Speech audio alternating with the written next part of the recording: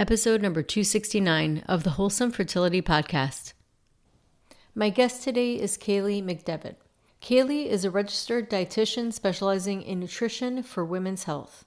She owns a virtual practice where she and her team help their clients reclaim their energy, optimize fertility, and overcome hormone symptoms through personalized nutrition.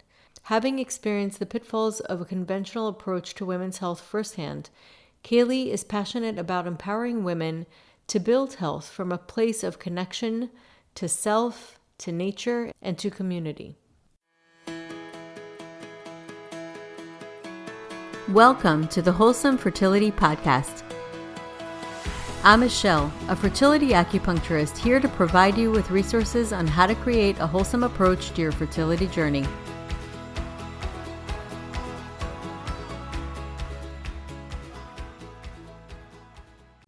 So I wanted to drop in before starting this episode and talk to you about the idea of choices and how every choice that everybody makes can really change the trajectory of their journey. Specifically, in this case, the fertility journey. So I've had a few people have really interesting stories of late, and one of them is a woman who has been trying to conceive for 4+ years. 4+ years. She was in her 30s and was told that she had unexplained infertility. And she was trying, and we began working together. And she was a client of mine, and she was ready to start again because she's done IVF and it's failed, but decided to change doctors, went to another doctor and said, let me try this again. After we worked together, her retrieval was a lot better and yielded more embryos that were of good quality. She ended up with 6 healthy embryos, which was way more than she's yielded in the past. And she was preparing to go into her transfer. And lo and behold, she naturally conceived. So this is just one person and one example of the choice that she did not give up on her fertility journey. She could have decided to have the fertility journey go in a different route or have different suggestions. And she chose to believe in that hope of the calling that she had to conceive. And she knew it. She knew it within her heart that even though she struggled, and she's never conceived before. It wasn't like she conceived and knew that her body was able to conceive. She never got pregnant. So this is just one story of hope to show that just because something's happened for many years consistently or hasn't happened for many years consistently doesn't mean that that predicts your future and that things can actually change. So that's one story. Another story was an old client of mine, Amy, many years ago. This was around the beginning of COVID. Before taking my program, she went to 2 really amazing doctors, very reputable. They have great success rates, and one was in the US and one was in another country. And so the one in the US told her that based on her numbers, she was approaching menopause. She was approaching 40, just to kind of mention. And then the other doctor said that she was basically suggested that she would do egg donor and said that he wouldn't really advise doing IVF with her own eggs. So she comes home and she's completely depressed and she feels really, really down. Now, she could have made many choices at that point. And I do want to say that donor eggs is a great option for some people. And some people, and even like Nancy Weiss, who was on my podcast, she decided to get donor embryos, and she felt in her heart like that was her path. That was her choice. That was her path. And then it ended up being exactly the right choice that she needed to make. It was sister embryos, and that actually were frozen for over 13 years. So they were supposed to be teenagers. And she moved randomly to Georgia, and that happened to be where those embryo sisters were being stored. So nothing happens out of place. And she felt like that was her calling. Now with Amy, she knew in her heart that that was not her story. And she felt that even though she's got 2 different doctors confirming a very similar prognosis, she still knew in her heart that she had another choice to make. And she enrolled in my program. She did the work, because I will say it's not enough to just enroll in a program, but it's also important to really do the work and show up for yourself, really show up for yourself. And she did it. And at one point, we were all shut down. So I did have coaching calls with her. And she was watching the modules. And at one point, she said, can you give me pressure points to help me get my period? Because I'm late and my pregnancy test is negative. What do I do? And something inside me said, you know what? Let's hold off on trying to push the period. And at that point, she started getting the messages from the doctor, almost repeating in her mind, wow, maybe I am premenopausal. Maybe this is something that I should look into. Maybe I really can't conceive on my own. And so she had that, like the voice of her doctor haunting her in her mind. And she said, you know what? Let me try again. She tried again to take another pregnancy test. It was negative again. And then I spoke to her again. I said, you know what? Humor me. Go one more time. Go to the drugstore, get another pregnancy test. Lo and behold, she takes that pregnancy test and it's positive. So not only was it positive, but she ended up having that baby full term, not only full term, but a little longer than full term. She ended up having a healthy baby, first baby. She ended up getting pregnant again. So it was 2 babies after 40, and defying all of the opinions that she was given medically.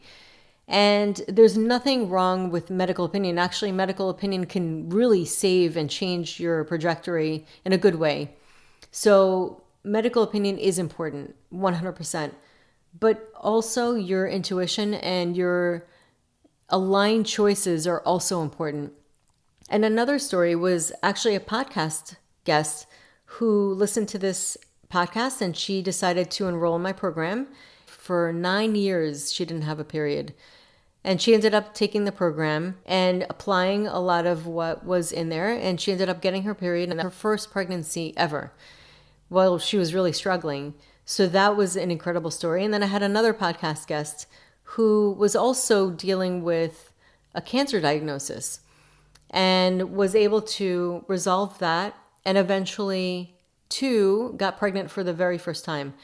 And you hear these stories and you look at what they chose and what they were up against and all of the challenges that were coming up in front of them that could have totally derailed them and made them doubt in their own process. And there was something inside of them, something that said, no, this is not my path, and I feel called to my baby. And I personally, with all the years of my experience in working with people trying to conceive, do not believe that that calling is random.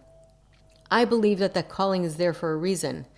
And there are many different ways in which that can play out. Just like I said with Nancy doing the embryo donors, there are many different ways that that can play out. And sometimes that plays out differently than we start out expecting.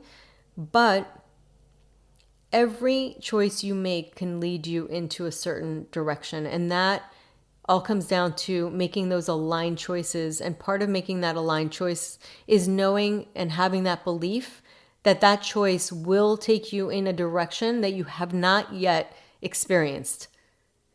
And so this transformational program, and it really is the Wholesome Fertility Transformation, because it can transform your fertility journey. And it's a decision away. You are a decision away from making that choice to transform your fertility journey. If you're going through the fertility journey, I want you to go from being a listener to being a guest and telling your story and being proud of that story, to tell your story to other people so that they can have hope too, even though many years have proven that it wasn't going in the direction that you first expected. And then to know that it still can happen despite the opinions, despite the odds, despite the numbers and the statistics that you are being given. So I am going to put a link to this same program that has really shifted and transformed so many women's fertility. And I want to let you know that this program, you are going to get direct access to me in 8 weekly live calls so that you are able to really connect with me, ask me any questions, and I am able to support you with your specific needs. And I will also have a one-on-one onboarding call. So this is something that I feel so strongly about because I do feel like there are so many elements that help alchemize the fertility journey, like truly transform and alchemize the fertility journey so that you can actualize your dream of conceiving. So if you are at all moved to doing so, I would say that I'm going to put my heart and soul into this program, and I already have with the modules, but I will be putting my heart and soul into the coaching calls. Consider joining us because I promise you, this will be a game changer. Welcome to the podcast, Kaely. Thanks so much for having me, Michelle. Love to have you on. Love to talk to dietitians, nutritionists, and I would love for you to share your background and how you got into women's health and fertility. Sure. Yeah. So I'm a registered dietitian, and I went that path with my career thinking that I would work in sports nutrition. It's what I was passionate about at the time. I kind of grew up as an athlete, and as fate would have it, I dealt with a whole bunch of hormone health issues while I was in school becoming a dietitian, and was spending all of my free time outside of school trying to understand more about how the female body worked, how the menstrual cycle worked, the influence of hormones on nutrition, and ultimately had a bit of a crisis of faith of what I was learning because it really wasn't helping me optimize my hormone health. A big part of my story was actually some pretty significant symptoms related to birth control. So shortly after getting my credentials, came off birth control, navigated that whole chaotic season of my life of getting back into hormone balance. And when I looked up from that, I realized how a lot of women, friends, family members even, were hungry for nutrition for women's health specifically, because almost no nutrition research is ever done on women. So pivoted away from sports nutrition to women's health a little over a decade ago, and have been running a virtual private practice where my team and I help women all over the country and hormone symptoms optimize fertility, get pregnant, and really just feel at home in their bodies again. And I'm very thankful for that pivot because I can't imagine working in another space. Amazing. I love it. I find working with women personally like so rewarding, especially when it comes to fertility health. It's really amazing. And because the thing is, what you're talking about is so important. Food is like at the center of everything. But here's the thing, like, I think what a lot of people think is that their symptoms are just genetics or it's just something that they have to deal with. And little is talked about how our choices and food choices can make a difference. And the thing is, part of like having a choice is really knowing what to look for Mm-hmm. because sometimes you don't really know that you even have a choice. Yep. Totally. And when you talked about birth control, that's like a big thing too, because I think that that's another aspect. I mean, that's really been my story is that I didn't realize that I had a choice with my irregular periods. And the only choice I was given by professionals that I turned to was the birth control pill for many, many years and I always knew intuitively that there must be something else that's out there that's better because I'm like, there's just no way that this cannot be fixed. And I Right. knew that it was a band-aid because obviously if you take it off, it's right back to what it was. And the doctor told me that. So I remember thinking like this just doesn't make sense. However, I didn't have a better option at the time. So a lot of people are in that same position. They really don't think that there's a better option. And a couple of things with the birth control pill. Number one is that when you're on it for a long time, it can impact your body's nutrients and how you process nutrients. It can impact your gut. I mean, there's so Mm-hmm. many things. So I want to start with that because I mean, there's so much to unpack, but like, I want to start with that. What have you seen like that the pill does to the body? What are the things that it depletes? What are the things that you like to address after a person's been on the birth control pill for so many years?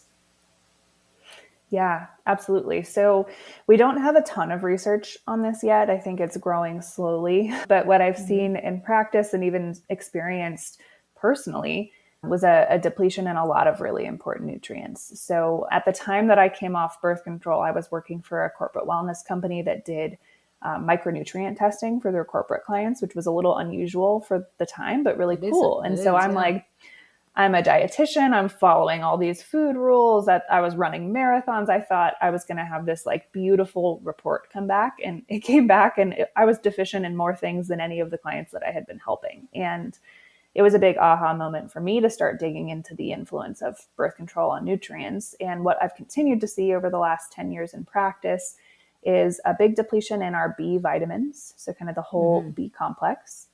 A lot of antioxidants are lower too. So we'll see things like vitamin E, vitamin C, and selenium be lower post-birth control. Magnesium and zinc are commonly lower post-birth control. And when we think about the nutrients involved in ovulation, in fertility, in being able to carry a pregnancy, I mean, everything that I mentioned is part of that. It's part of energy production and protecting an egg and follicle health. So those not only can contribute to a lot of the symptoms post-birth control, but definitely have an impact on fertility post-birth control too. Yeah, no doubt. And what about as far as gut health have you seen with birth control pill?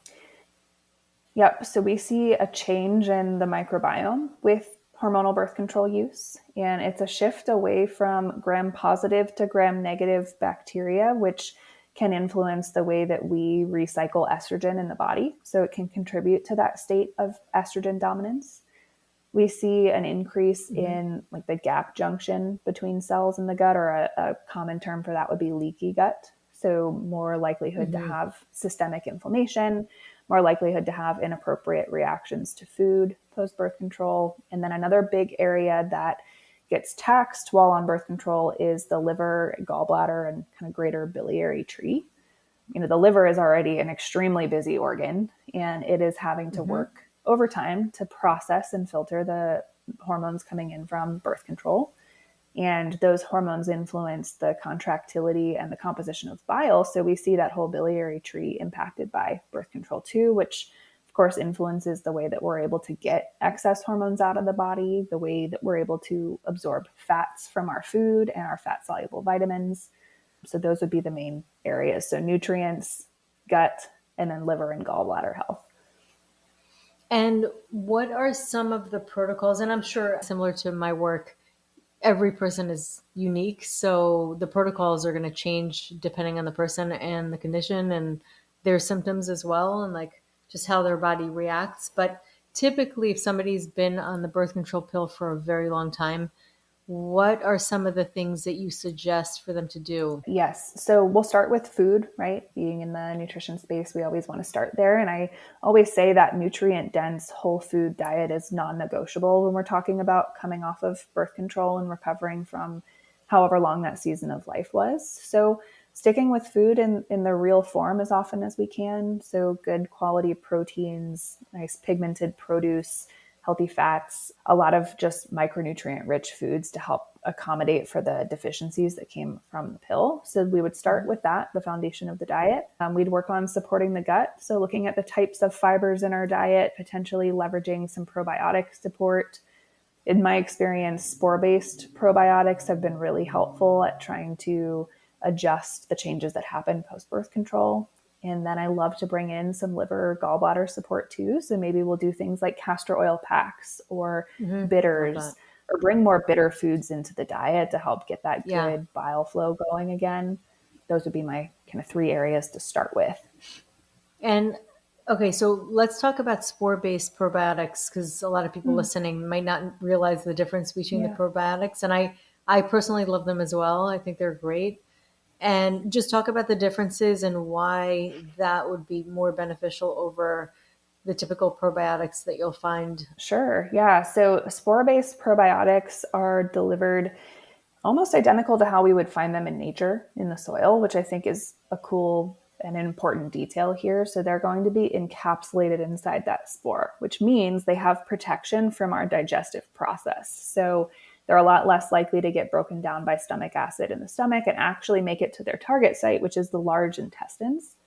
One of the main complaints of your kind of run-of-the-mill probiotics is that they're either not even viable, at room temperature, or that once they're ingested into a body that is warm and has stomach acid and digestive enzymes, it gets broken down and denatured.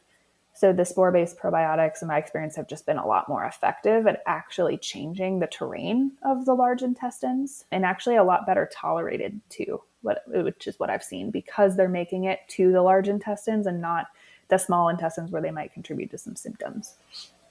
Right, for sure. And for SIBO, that's like the big one, because sometimes people with SIBO, small intestinal bacterial overgrowth, don't really do well with the type of probiotics we used to use, because they already have too much bacteria, so that it can also exacerbate it. So yeah, I personally love spore based because it goes right to the targeted area. And I've seen a lot of amazing results with my patients as well. Absolutely.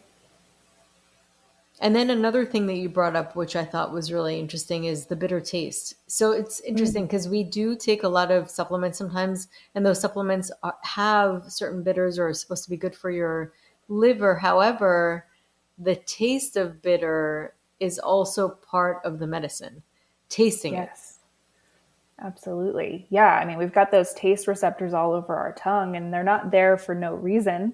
When they interact with bitter compounds in foods, they're actually stimulating our digestive juices. And, ancestrally speaking, bitter foods would have been a lot more common. I think the modern human palate has been refined to the most degree of comfort. So we've stripped the bitter stuff out of our diet. We cut the things out of our food that we don't want anymore. And so we're missing out on that interplay of bitter foods and how that actually really supports digestion and even blood sugar. So bringing in things like fennel seeds, that's a really nice DIY bitter, is just chewing on a couple fennel seeds as we're preparing our meal. We could sip some diluted apple cider vinegar in water. We could have a splash of cranberry juice in some sparkling water, or we could even just start to bring in more bitter foods into our day-to-day, like adding some arugula into our salad mix instead of just spinaches or lettuces, bringing more citrus zest into things instead of just the fruit. So I think that bitter influencing or including more bitter compounds in our diet as a whole is great. And then we can also use bitter tinctures to actually interact with those taste receptors right before meals. Yeah, it's something that for sure we've really veered from, because we do like our certain tastes. And I think about Indian restaurants, sometimes you'll find that they have a bunch of, well, they're coated in sweetness, but they have fennel seeds and they have a bunch of seeds for people to have at the beginning of the restaurant. So you could take a little bit, put it in your hand, or take it afterwards, and it helps the digestive process, which Ayurveda is based on really using a lot of spices to help Right. digestion. And I think that's another thing that we lost more modern times. Yep, absolutely. We've just restricted and restricted the acceptable range of flavors to very bland things and lost out on that. And also, I mean, another really important aspect is just all of the excess ingredients and fillers, and, something that is really terrible for a microbiome, which is thickeners that they use in a lot of processed foods. And it could really make Yeah. a huge impact on your microbiome, which impacts how you absorb those nutrients. Absolutely. We have a lot of fake foods now, in addition to losing out on the nutrient density of food. So we're hungrier than ever for nutrients, even though we're getting more and more processed foods.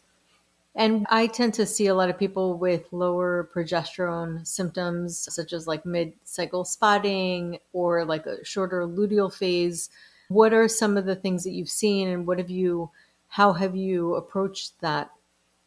Yeah, we see a ton of low progesterone in our practice. And actually, something that I've said for a number of years now is that it feels like we have an epidemic of low progesterone.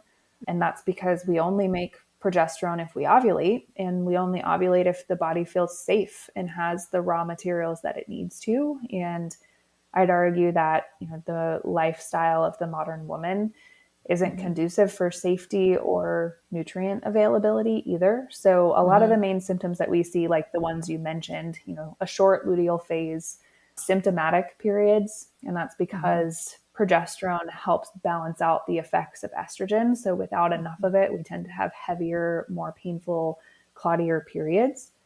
We see fertility issues because progesterone is necessary to carry a pregnancy. So whether it's not conceiving at all or early miscarriages, we see a lot of sleep and digestive symptoms in the luteal phase with lower progesterone. And then because there's such a close relationship between progesterone and the thyroid, we see a lot of hypothyroidism as well with low progesterone. And also, people can, in fact, ovulate but still have low progesterone. Yep, absolutely. Yep. And it's Have all in you, relation to how much estrogen, right? So we could have true low progesterone or just low progesterone relative to the amount of estrogen at that time. so if it's like estrogen dominance, Right. and have you ever noticed? See, this is actually something interesting. I had a guest on talking about the menstrual cycle, and she talked about how the corpus luteum, which means yellow body, is yellow because of the beta carotene. And so she said that sometimes she will give like a therapeutic dose of beta carotene. And I started using it in my practice and I Yeah. have seen impacts. Now, I wouldn't use it for everybody. I also kind of look at it as sort of a more yang, yin and yang. It's more of like a heating. Usually, progesterone and kind of the second half of the menstrual cycle is more of a yang phase, which is like a more Right. warm, energetic phase of the cycle. But if you look at also foods, and I've learned this with Ayurveda, some of the warming foods have warmer colors, which is kind of Mm-hmm. interesting in its own. But what are your thoughts on that? And have you worked with that in your practice? Yeah. Yeah, I definitely agree. And I think, vitamin A or beta carotene is one piece of that puzzle, but the corpus luteum is so antioxidant rich or antioxidant needing because of the mitochondrial demand on that area. So we see a lot of benefit from vitamin A. We see vitamin E being really helpful. And then some antioxidants like selenium can be really helpful for that too. But yeah, I think if we look at warm foods, highly pigmented foods, they tend to be really rich in those nutrients that we're targeting. So I think it makes a lot of sense from like an Ayurvedic perspective too. Yeah, and I just think about egg health. I mean, because ultimately, egg health, it's like the follicle itself. And then that impacts, if you have good, healthy eggs, that's going to impact the corpus luteum. I mean, it's like the follicle with the egg, but it's all one part, it's a whole. And so when you're addressing all of those things, it's going to impact all of the different aspects, really, of the menstrual cycle. So, as far as fertility goes, what are some of the common symptoms that you see, the most common symptoms that you'll see with the people that come into your practice? Yeah. So for most of our clients that are seeing us for fertility, we've got probably about half of them are on the like proactive side of things. They want to start trying to conceive soon, or maybe they've just recently started and realized they wanted to do some like proactive conception planning and make sure that their nutrient stores are in good shape and that they're working on themselves, kind of mind, body, and spirit, preparing for that transition. And then the Hmm. other half have been trying to conceive for some time. So maybe they have had no successful pregnancies, or maybe they've had recurrent miscarriage. We also serve clients that have been through assisted reproductive technologies without success and want to explore things in the functional nutrition space. So we kind of see the whole gamut between, just preparing for that season of life and then those that have been in the trenches of infertility and want to explore some other options. In our pre-talk, you were talking about the downfalls of nutrition. What are some of the things that you see in general, like in society, that are impacting people's ability to truly like process and then get stronger from within? Yeah, this is one of the things that I get most soapboxy about because I just personally really relate to it, having gone to conventional schooling for nutrition and just seen firsthand really what's being taught there and see how it didn't play out favorably for my own hormones. But if we think about, The women in childbearing years now grew up in like the 80s, 90s, early 2000s. And there was a new diet being marketed to women like every other day, something completely different each time. We went through a Right. season of like really low fat being the main focus, low fat, low Yeah. calorie. Then we went through really low carb being the focus and cutting Right. out, even things like fruits and some starchier vegetables. We've just been through a lot of extremes, all the while having the message that thinnest is best for women. Mm-hmm. So when we take it back to the foundation of fertility, like we've talked about already, this is safety in the body and abundant Mm-hmm. energy. We can't support a new life. We can't even support the hormone production and ovulation without those things.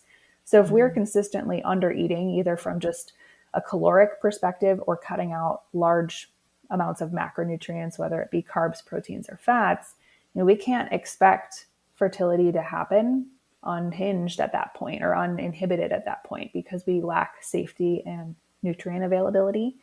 And then even just maintaining really unrealistic goals for body composition for women can be a big hindrance for fertility as well. Stored body fat is an energy safety net. So if we have really, really low body fat as females, which would be the recommendation on your average grocery store tabloid, we're going to run into some fertility issues too. So I just think between the diet culture and body image messaging that most women grew up with, paired with the fact that almost no research in the nutrition space is done on women because we have the variables of hormones that make a laboratory setting really difficult. We have, half the population that is struggling to figure out how to eat in order to support their own physiology, and that confusion and kind of applying what we're seeing other people doing or applying what men are doing has led to a lot of hormone and fertility issues. No doubt. I see that with intermittent fasting too, because it was mostly tested Yes. on men Yep. and nobody really checked on women. And what I've heard is that if you were to do that, because there are some benefits of fasting, to Mm-hmm. not do it all the time, maybe to do it Exactly. periodically to kind of like reset the system. But another thing too is that I see, besides sometimes people being really underweight, not having the energy stores, but sometimes people have the energy stores, they become overweight, but it's not because they're eating a lot. It's just their body's not able to process that energy. And Right. perhaps they're not getting the nutrients they need to get the energy to break down the energy, if that makes sense. Right. Absolutely. Yep. Yeah, that's that whole, predicament of the modern human eating more food than ever, but being nutrient starved. We have Right. access, 24/7 access for the most part to really calorie dense foods, but they're not nutrient dense. And we need both in order for that system to work well. Yeah, because if you don't have both, then you're not able to even use the energy that you do have. It just Mm-hmm. doesn't process, it doesn't translate.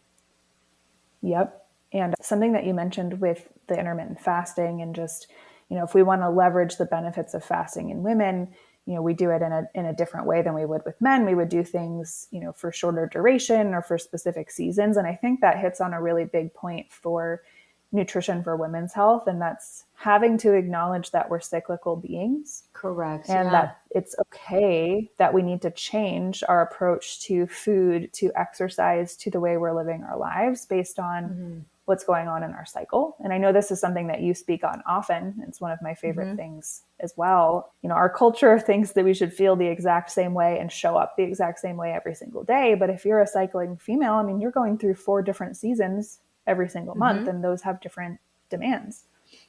Absolutely. And so, what have you seen? I know how I see it from kind of a little bit more of a Chinese medicine perspective, but I'd love to hear your take on like the different seasons, and because I just love Yeah. this topic. It's so much fun.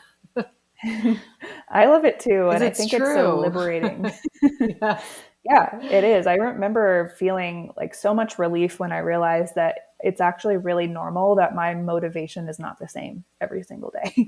I Yeah. remember feeling like I should show up as the same version of me all the time as a business owner and even in, my relationships, and that's not the case. So, what we see in our clients, or just a general overview of this, the menstruation or period phase being winter leading into spring, which is the follicular phase and the building up of estrogen, and then ovulation being summer, so kind of like peak and then coming into fall in the luteal phase, and then back into winter. And the hormone environment of each of those seasons influences the way that we metabolize our food and even the way that we keep blood sugar stable. So what we find to be most supportive from like a purely nutritional standpoint is that we actually do better with a little bit more carbohydrate in that follicular phase. So kind of spring season leading into summer, because estrogen keeps us insulin sensitive. So we can handle more carbohydrates more efficiently.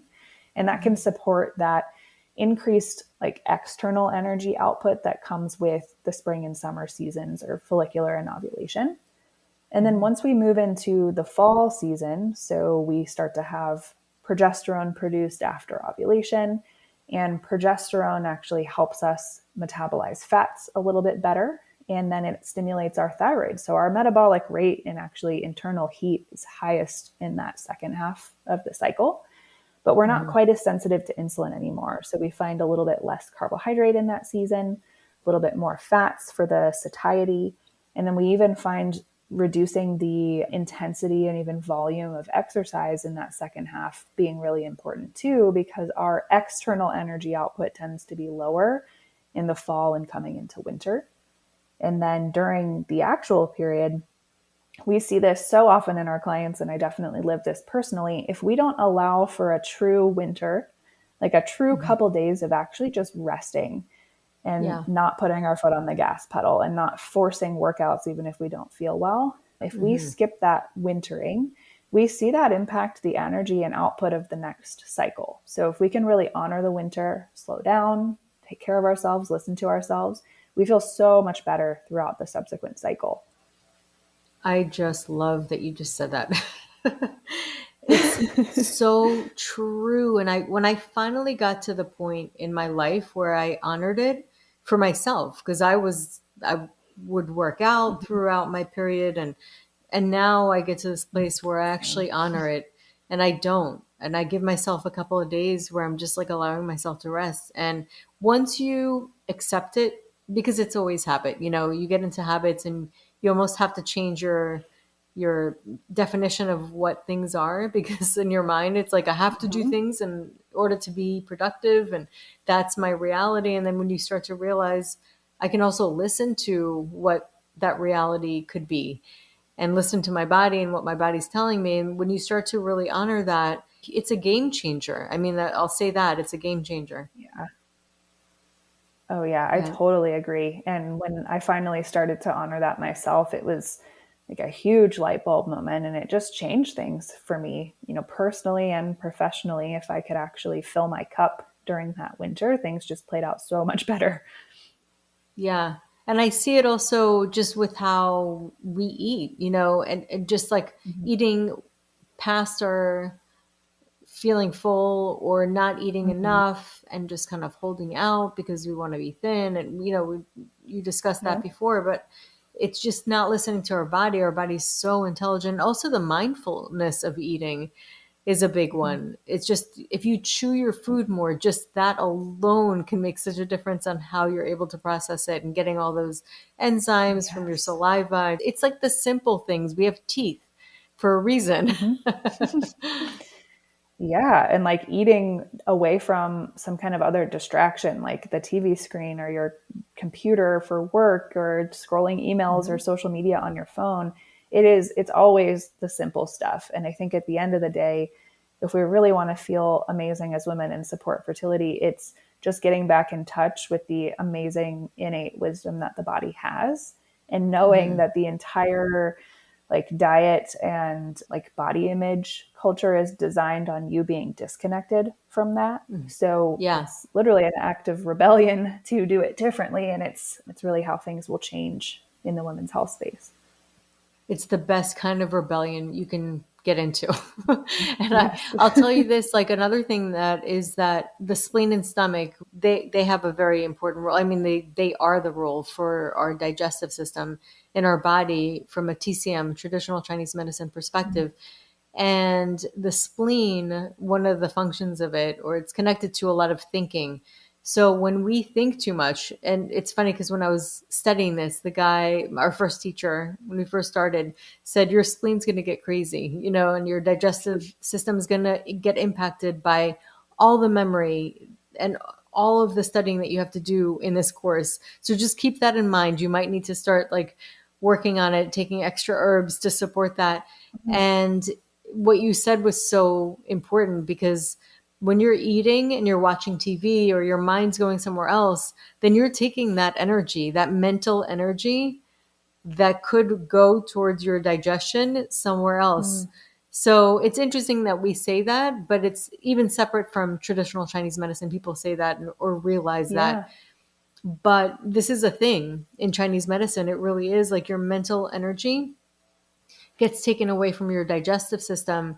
And if your digestive system's off, it will impact your gut microbiome impacts, we know this through science, your brain activity and how you can think and function. So I find it fascinating when modern daytimes, like the things that we discover, really do correlate and have a connection with what traditional Chinese medicine has been talking about for so many years, and Oh my Ayurvedic gosh, me medicine too. as well. Pretty cool. Yeah, that's really cool. Thank you for sharing that. I also am just fascinated when you see the same themes in really different schools of thought. So that's really cool. Yeah, but it comes down to really listening to our body because our bodies are so intelligent. I mean, it's before we were able to rely on any other person to tell us. You know, animals don't have that. They don't go to No. doctors if they're out in the wild. They Yeah. have their instinct because their bodies have to tell it. Like it's a survival thing. Your body has to tell you.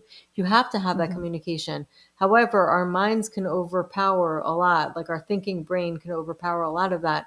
So coming back to yourself and your senses and your connection with your intuition and your own body awareness to let you know. And I think even if you have that down, you can even figure out what you're sensitive to, like what kind of Hmm. foods agree with you. Don't, and most people do. They don't realize it, or they don't Yeah. listen. Yeah, completely agree with that. And it's something that we often work on kind of right in the beginning of serving a client is trying to get more in touch with that intuition and build that autonomy muscle because it really does take some practice. And a good question that we like to ask, and if you're listening and curious where you fall on this, it's taking inventory of the like health decisions you make and asking yourself how many of those decisions are coming from someone else's recommendation or a list or an idea of what you should do. And I know Hmm. when I was kind of early on in my hormone health journey myself, I was thinking like, wow, I'm eating these foods that I actually don't feel great when I eat, but I'm eating them because someone else decided that they were healthy, or I'm limiting my intake to Yes. X Oh my amount God. Yes. because yeah, we're outsourcing all of those decisions and ignoring the fact that we actually don't feel well or we actually aren't seeing the outcomes that we want to see, but we're like somebody else said this was healthy and what I should do, so I'm going to do it. So I would just spend some time evaluating that. How many of those decisions come from someone outside of you? And are they in complete opposition with how you're feeling? And where can we start to honor that? Because, like you said, your body knows. It's so smart, it's so wise, and it has really great ways of communicating its needs. We've just got to get back into the practice of listening to that. Yeah, no doubt. I mean, even spinach. I mean, there's certain things that are great for some people, but for other people, they just don't do well with it. Mm-hmm. And they can totally ignore that because they're like, no, but that's supposed to be really good for you, it's your vegetables. It could be the best thing ever for person A, and for person B it's like the worst thing ever. So it really depends Right. on your how your body's responsive to that Mm-hmm. specific food. Even bone broth, which I love, there are certain Mm-hmm. people that tend to have higher histamines when they take it, Right. so it impacts them in a really adverse way. So it it truly depends because for some people, for many people, it's like liquid gold. I call it. Mm-hmm. It's really great for the body. It has amino acids. It's really building and has good fats, healthy fats, and great for your with collagen for your gut. But for some people, they just don't do well with it. Mm-hmm. Yeah, we are all very unique in that sense. And that's where kind of blanketed one size fits all nutrition gets us in a bad way because it plays out so different from person to person. Yeah, for sure. So, well, this is great information. I really enjoy talking to you. I think nutrition is so key. It's really, really important for anybody who's trying to conceive and for people who want to find you or would like to work with you. How can people find you? Yeah, so you can find me mostly on Instagram. So my handle is Kaely RD, so Kaely RD, and my website is the same. So you'll find information on kind of our general philosophy and ways to work with us there. And then I believe I sent you guys a link. If I didn't already, I will right after this Hmm. call, Michelle. But we've got Hmm. a free 6-part email series on a pregnancy prep process, and it outlines kind of key nutrients to be thinking about in that season, some good books, the type of testing that would be helpful to do, and the 6 to 12 months before conception time frame. And they're just things that we've gathered over the years that can really help prepare someone, mind, body, spirit, for the conception journey, and just a real proactive approach to that that's totally free. Awesome. Well, I appreciate that. Thank you so much for bringing that to our audience. And I loved having this conversation, Kaely. It's definitely a passion of mine and really is just so important. So thank you so much for coming on today. Thank you so much for having me. This was a blast. So that concludes today's episode. You can find all of the links mentioned on the episode notes. If you're enjoying these episodes, please take a moment to share and leave a review. Reviews mean everything to podcasters, and I really enjoy hearing from my listeners. You can also find me on my website at www.thewholesomelotus.com or email me at info@thewholesomelotus.com. I love hearing from my listeners. If you're interested and want updates as well as a free ebook on my top 10 fertility boosting habits, you can visit my fertility page on www.thewholesomelotus.com. I thank you so much for listening in and hope that you have a beautiful day.